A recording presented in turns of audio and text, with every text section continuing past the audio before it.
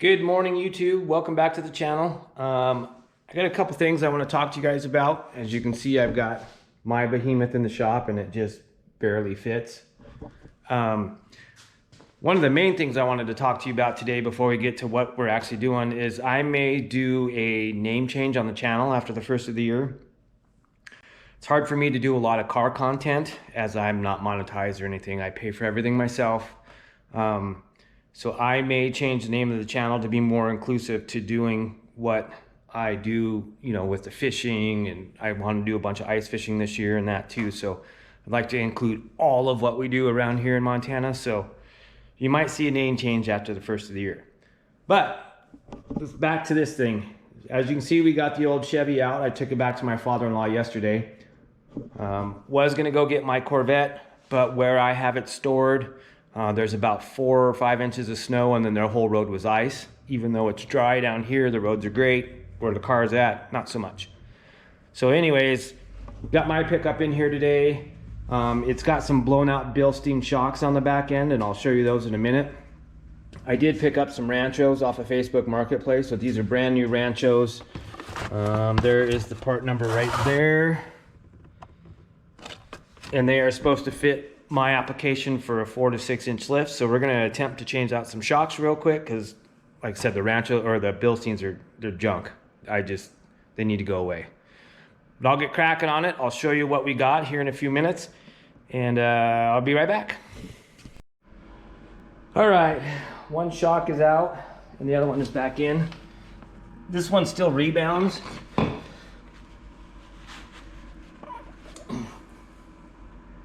See it coming back up, but it is leaking. You can see all the fluid on there. So they were on their way out. So yeah, it's just time to change them.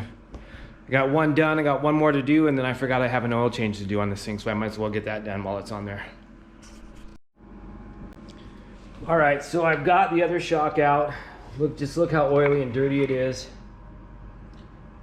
It does have, I mean, it's got some compression,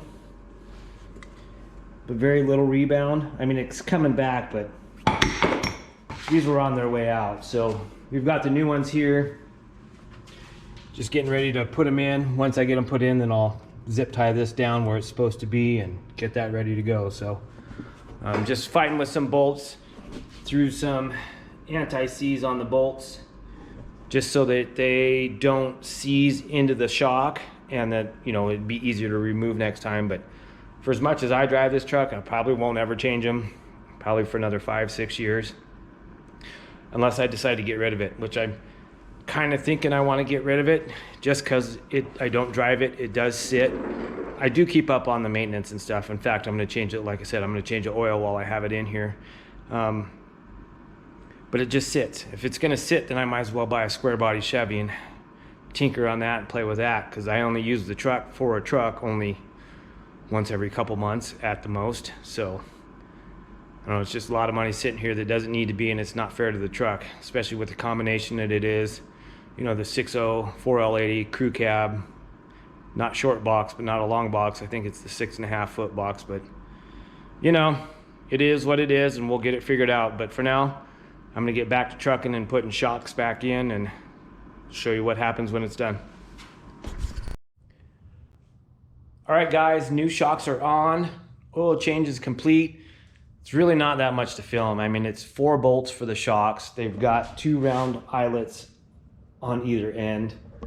Oil change is pretty standard. It's a 15 millimeter wrench to pull off the oil drain plug. The oil filter is right next to it. If you need a part number for the 6.0s, let's see. There's your part number for the 6.0. So that same part number was the exact same filter for my truck and for my Yukon. Both of them have the 6.0 liter.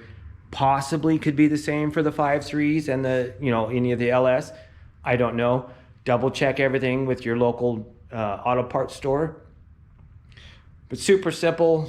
Rear shocks, oil change, all done, ready for the winter.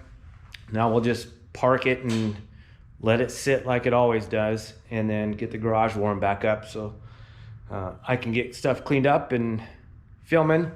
If you guys have any ideas for the name change on the channel, please let me know in the comments down below.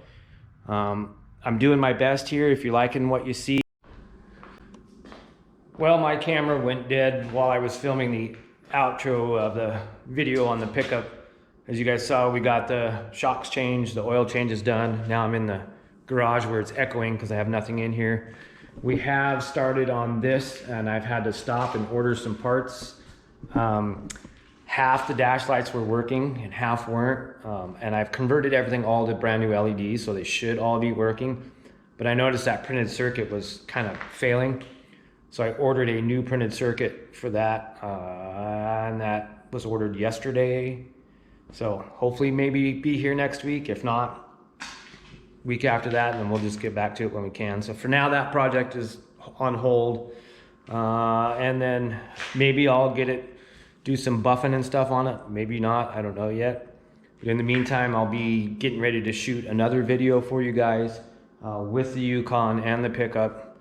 And we'll do some comparisons and stuff on them. But for now, thank you guys for watching. Be sure to like, share, and subscribe. And we'll see you next time.